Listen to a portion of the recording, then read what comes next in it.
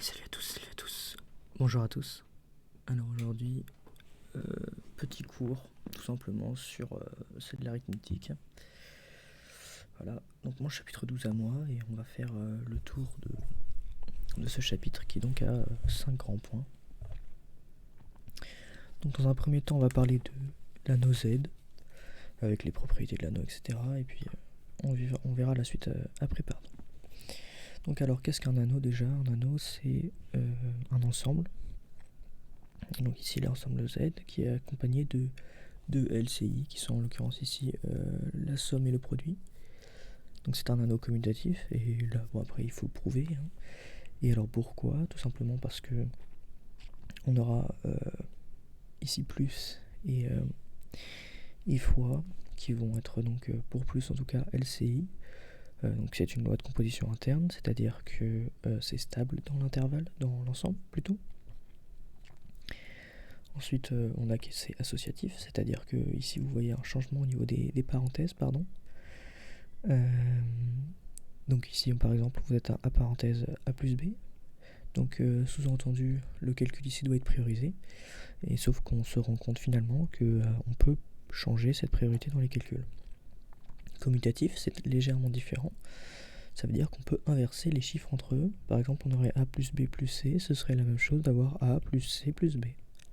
Voilà. Avoir un élément neutre, ça veut dire qu'on peut rajouter un élément à cet élément pour que ce soit toujours le même élément. Ici, on voit aussi que c'est indépendant de la place de cet élément, qu'il soit à droite ou à gauche, il aura visiblement cette même valeur, cette même neutralité d'élément, justement d'être un élément neutre. Alors, on voit aussi que donc le plus a un élément opposé, un symétrique en l'occurrence, tel que A plus A' est égal à 0, et donc on peut se douter que A' va tout simplement, ici être égal à moins A. Et donc effectivement, quand vous avez A moins A, comme dans le calcul que vous avez tous fait, ben évidemment, on s'y retrouve. Et ça fait bien 0. Alors on voit que ici x suit la même chose, donc c'est aussi une LCI. C'est-à-dire que si vous avez A fois A par exemple, ce qui donnerait A carré, mais ça on n'en parle pas, c'est pas du tout le sujet. Donc A fois A appartient finalement à Z. Ou plutôt A est inclus dans Z et l'autre aussi est inclus dans Z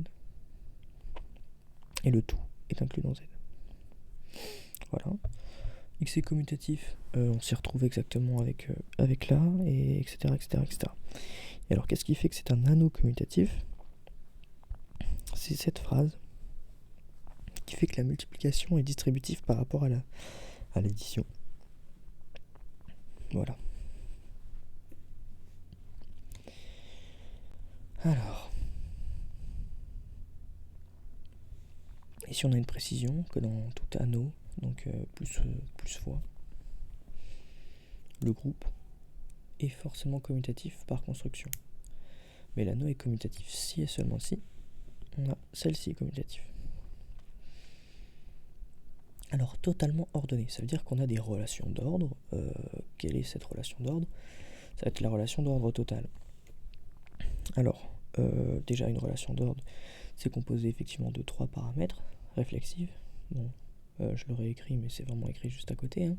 Réflexive, qu'est-ce que ça veut dire? Ça veut dire que vous avez A qui est inférieur ou égal à A. Donc par exemple, 1 est forcément inférieur ou égal à 1. Antisymétrique, ça veut dire que c'est un peu le principe de la double implication, c'est-à-dire que si vous avez A inférieur ou égal à B ici, et B inférieur ou égal à A, bah, ça revient à dire que A est égal à B.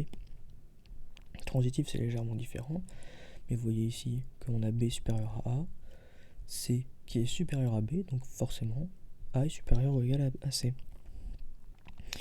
La relation d'ordre total, c'est-à-dire que ici, on peut toujours comparer deux entiers entre eux.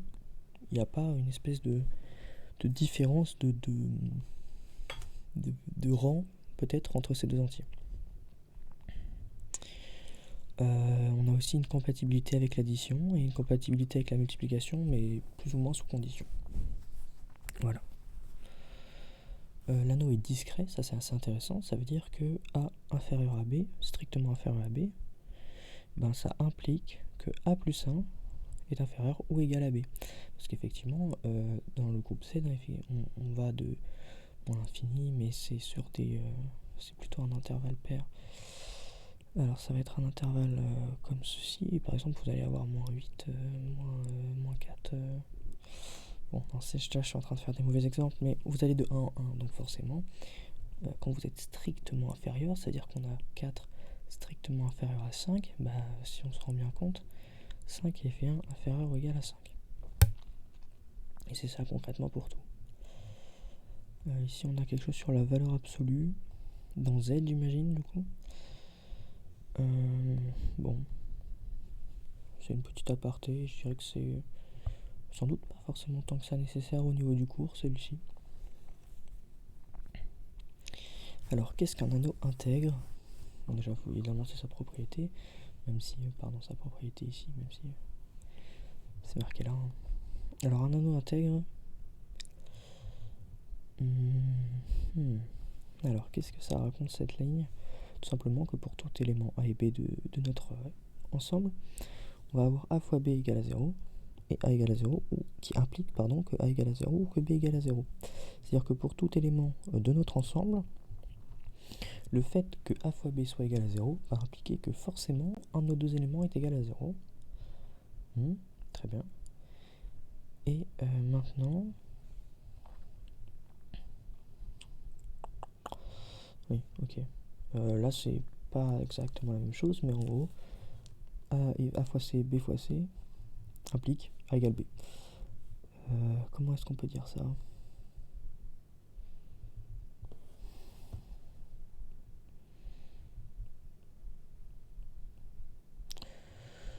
Bon, ce serait un peu bête, mais au final, nous, ce qu'on aurait fait, par exemple, dans ce genre de truc, c'est diviser par C, et on se serait bien rendu compte que c'était égal à A fois B. Donc c'est pour ça qu'il y a ici le C n'est pas égal à 0. C'est un peu comme ça qu'il faut le voir, je pense. Transformation assez basique, mais concrètement que le fait d'avoir le même nombre, quand on multiplie les deux par un nombre, ça implique qu'effectivement on a le même nombre à la base.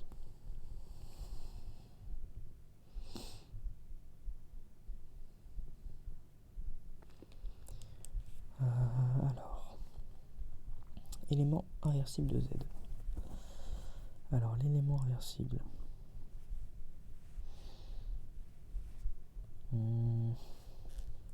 Comment dire ça? L'inversible, bon. En l'occurrence, on va avoir un ensemble ici. Cet ensemble, c'est l'ensemble des éléments inverses. C'est-à-dire que tous les U qui appartiennent à A, il existe un V qui appartient à A. A est un ensemble pour un anneau. Vous allez avoir U fois U qui est égal à V fois U qui est égal à 1.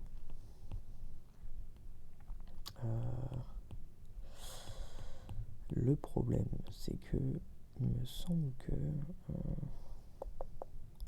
il n'y a que deux possibilités, effectivement, c'est qu'on ait moins 1 et 1 pour que P fois Q égale à Q fois P. Donc, on n'a pas beaucoup d'éléments à savoir, mais quand même celui-là. Bref. Division euclidienne, ça c'est intéressant. Chaque nombre de Z peut être décomposé en un groupe de 3 lettres, on va dire. Ce qui correspond au travail, on va dire, fait dans une division euclidienne. Où ici vous allez avoir concrètement même tout ici c'est le BQ et ici le R. Plus exactement, ça va être A. Enfin, comment vous allez poser une division euclidienne? Vous allez faire A, B. Vous allez obtenir un Q ici et un R. Ok, et on se rend compte qu'en faisant B fois Q plus R, enfin on se rend compte, c'est plutôt comme ça qu'à la base ça a été fait, vous trouvez ceci. Avec le reste qui doit être strictement inférieur à la valeur absolue de B. Et est forcément positif d'ailleurs. Alors divisibilité, A divise B. Bon, c'est une notation. A divise B quand? Seulement si B appartient à Z, si K appartient à Z et que B égale K fois A. Ok. C'est-à-dire, finalement, si B est un multiple de A.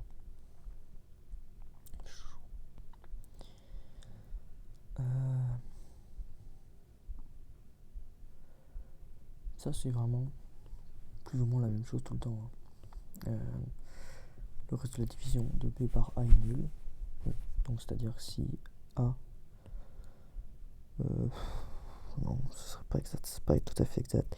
Plutôt si A est égal à B. Finalement, en reprenant ça, A égale à BQ plus 0. Donc si le reste est nul, finalement. Formulaire de divisibilité, ici on se retrouve à peu près. Plein de formules. Voilà. Ici on reprend la transitivité qu'on avait déjà vue tout à l'heure. C'est un peu les caractéristiques de ce symbole là, divisible. Ici vous avez des équivalences. C'est-à-dire que B divise A, c'est la même chose que moins B divise moins A. Ou que A plus B divise plus A. Même que moins B divise A. Ou B divise moins A. C'est-à-dire que le signe de A et B n'influe pas sur cette divisibilité. C'est vraiment écrit ici en toutes lettres. Ici on retrouve vraiment la propriété de la transitivité qu'on a vu tout à l'heure. Et à ce niveau-là, on voit juste qu'on peut multiplier notre divisibilité de manière assez simple, on va dire, entre les deux. Pareil ici. Hein.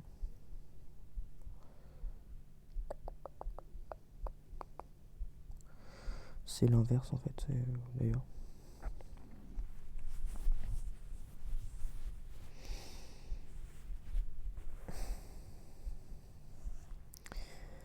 Voilà, il n'y a pas grand chose de spécial, je trouve. Ah, c'est quoi que si A divise B et B divise A, ça implique que vous avez vos valeurs absolues égales. D'accord. J'avais un peu oublié ce petit détail. Alors, congruence,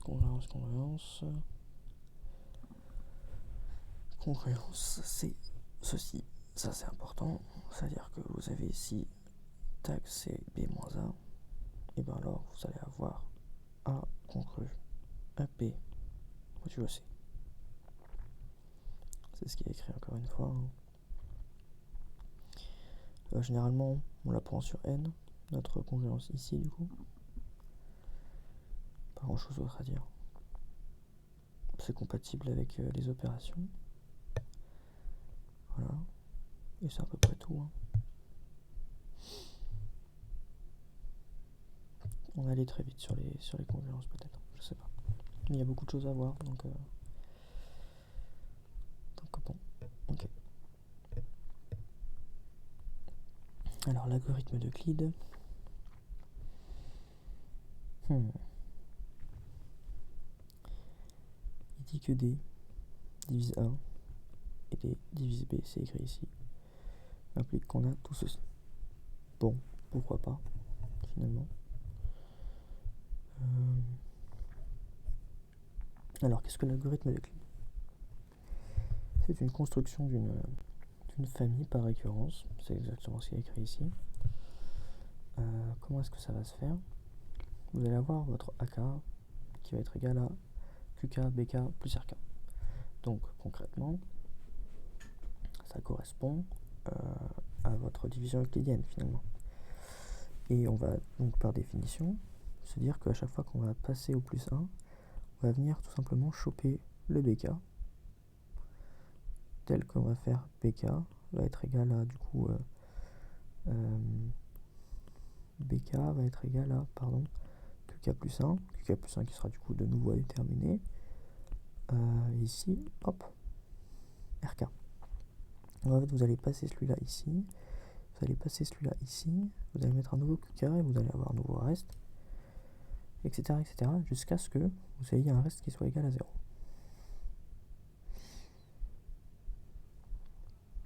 Et ça correspond au plus grand diviseur commun. Et justement, on arrive aux propriétés de ce plus grand diviseur commun. Plutôt, plus grand commun diviseur. Je ne sais pas trop pourquoi, mais c'est comme ça. Alors, propriété fondamentale, c'est que D divise A et D divise B implique que D divise le plus grand diviseur commun de AB. Ok. Vous en tirez une conséquence. La conséquence principale, non, pas forcément la conséquence principale. B divise A équivaut au PGCD de AB, qui est égal à la valeur absolue de B. PGCD de ACBC, hop, vous pouvez concrètement extirper votre C du PGCD pour le mettre avant. C'est ce qui est dit ici, je n'invente rien. Commutatif et associatif, alors ici ça se répète encore une fois, il suffit de voir ce qui se passe. Donc le PGCD est une LCI, donc une loi de composition interne. Et donc, comment est-ce que ça s'explique ici? Vous pouvez prendre PGCD AB virgule C, et vous pouvez aussi faire PGCD de A virgule B virgule C, ou alors PGCD de A virgule PGCD de BC. D'où, parfois, est-ce qu'on l'écrit avec un symbole, tout simplement parce que c'est une loi de composition interne. C'est comme si aussi un plus ou un fois A fois B, ben voilà. C'est comme si vous aviez A, peut-être que ça c'est un symbole multiplié dans un autre monde, on ne sait pas trop. Et finalement, on se rend compte qu'on peut faire comme ça pour A, et ça c'est strictement similaire, strictement. On a une autre définition. Sur les nombres premiers, vous avez votre plus grand diviseur commun, s'il est égal à 1, bah, ça veut dire qu'ils sont nombres premiers entre eux. C'est-à-dire qu'ils n'ont pas d'autre diviseur que 1.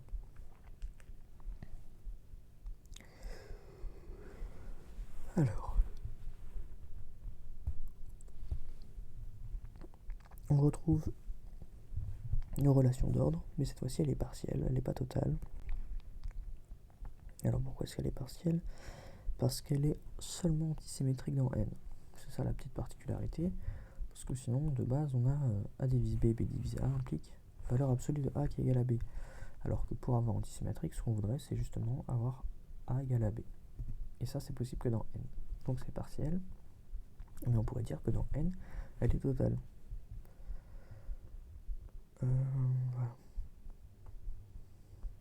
Voilà. Alors, théorème d'algorithme. D'arithmétique. Rien à voir. Théorème de Bezout et conséquences. L'équation de Bezout, le but, chercher un AUBV qui est égal au PGCD. Vous allez faire ça par l'algorithme de Klein, justement.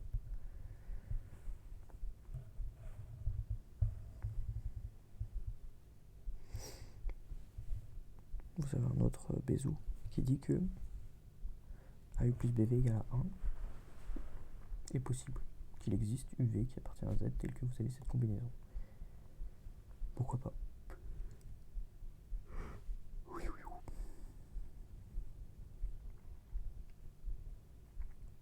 Alors, si vous avez votre PGCD de AB qui est égal à PGCD de AC qui est égal à 1, bah, ça implique que vous avez PGCD de A,BC qui est égal à 1 aussi. Ok. C'est très théorique tout ça.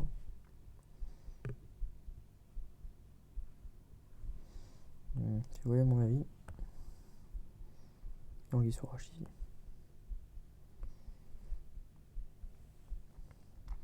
Alors, si vous avez PGCD de AB qui est égal à 1 et A qui divise BC, ça veut dire que vous avez A divise AC. Parce qu'effectivement, vous n'avez pas de diviseur commun entre A et B.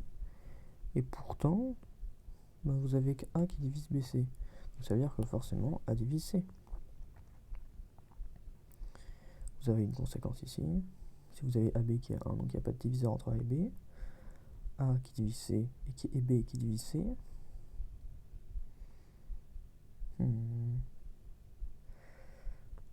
Qui est égal à KA. Oui, ok.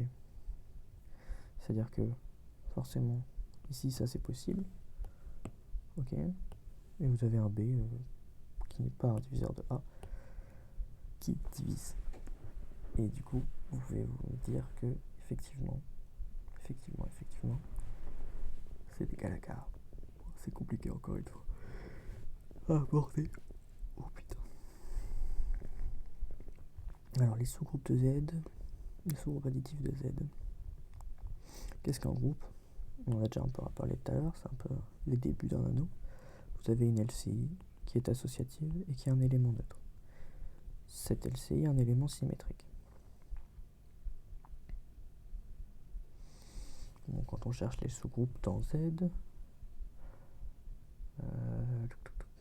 les sous-groupes de Z+,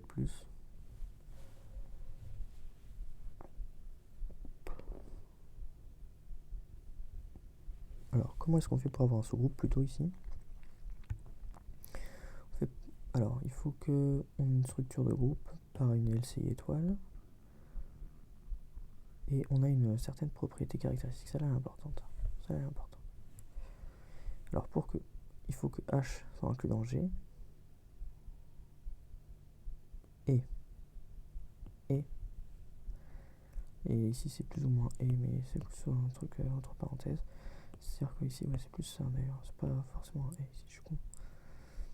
Donc H inclus G, H n'est pas égal à l'ensemble vide, H est inclus dans G, H n'est pas égal à l'ensemble vide, et pour tout H, pour tout AB qui appartient justement à H, vous allez avoir A étoile B-1 qui appartient à H, c'est-à-dire qu'elle est stable, la LCI du moins. Vous avez une LCI stable qui a un symétrique, c'est un truc de fou furieux. Alors pour faire ça, il y a une démo assez intéressante à faire en 4 questions. Donc d'abord vous posez que H n'est effectivement pas égal à l'ensemble vide et donc qu'il y a forcément un U qui appartient à H, puis qu'il existe un V qui appartient à H et enterré une étoile.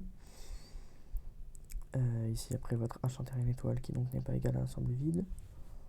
Hop. Par propriété admise, donc c'est un peu par rapport au principe de la coupure, peut-être pas exactement, mais au niveau de N, si on n'est pas dans R, etc. Vous avez bel et bien un plus petit élément, nommé P min. Vous en déduisez que PZ, qui est donc votre ensemble nouveau, inclus dans Z, voilà, inclus dans H. Et après, par une division euclidienne, vous montrerez que H est inclus dans PZ. Voilà. Et donc vous avez votre H. Alors le PPCM, le plus petit, comme un multiple, rejoint un peu le PGCD, ça a quelques propriétés peut-être légèrement similaires. Donc ça correspond au minimum de AZ inter BZ inter N étoile. Donc voilà. Vous avez plein de définitions ici, où AZ inter BZ est un sous-groupe de Z+.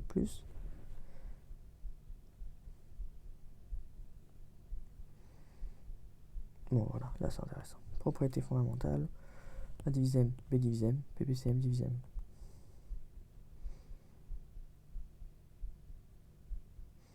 Vous en tirez des conséquences qui sont plus ou moins les mêmes à juste valeur, à moindre valeur, à valeur échangée. PBGCD de A fois B fois PPCM de A fois B, enfin de A fois B, pas du tout, donne à B. Aïe aïe, je me trompe un peu dans les mots, je suis désolé, je m'excuse. Bon, les nombres premiers. Ensemble des nombres premiers, vous avez donc 2, 3, 5, 7, 11, 13, 17, 23,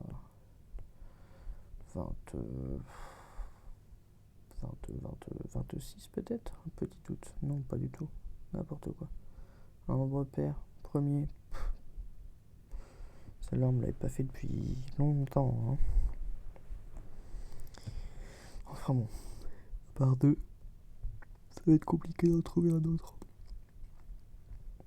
Alors, bon, un entier premier, si et seulement si, il a seulement 2 diviseurs, donc lui-même et 1. On ne parle pas de négatif ici. C'est de diviseurs positifs. Bon, voilà. Donc si seulement s'il existe U virgule V qui appartient à N carré, tel que A égale UV, et que 1 est inférieur à U et inférieur à A. que 1 est inférieur à v qui est inférieur à a. Ainsi, il existe une factorisation de vu égale a, où u n'est pas égal à 1 et u n'est pas égal à a. Et donc, u divise a. C'est plus ou moins ce qui fait que ce n'est pas un premier. En conséquence, tout entier n qui appartient à n et n supérieur ou égal à 2 est soit nombre premier, soit n'est pas un nombre premier, et donc se factorise en produit de nombres premiers. L'ensemble P, donc le nombre des premiers, est un nombre infini. Vous avez un lien ici avec le PGCD qui vous fait que P est un nombre premier, c'est-à-dire que D divise P, ou l'ensemble D divise P ici est égal à l'ensemble 1,P, c'est-à-dire que tous les diviseurs qui divisent un nombre D, en l'occurrence, sont dp, donc lui-même est 1. PGCD de A,P appartient à... Sachant que P est un nombre premier. Donc, ça c'est tous les diviseurs. Et donc vous avez que le PGCD appartient à cet ensemble de diviseurs.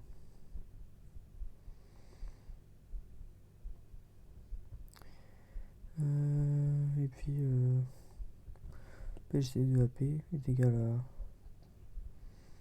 P divise PA ou 1 P A. Je sais pas exactement ce que j'ai écrit là. Bon, bref. Fermat. Il nous donne ça. Et ça, c'est pas mal. C'est-à-dire que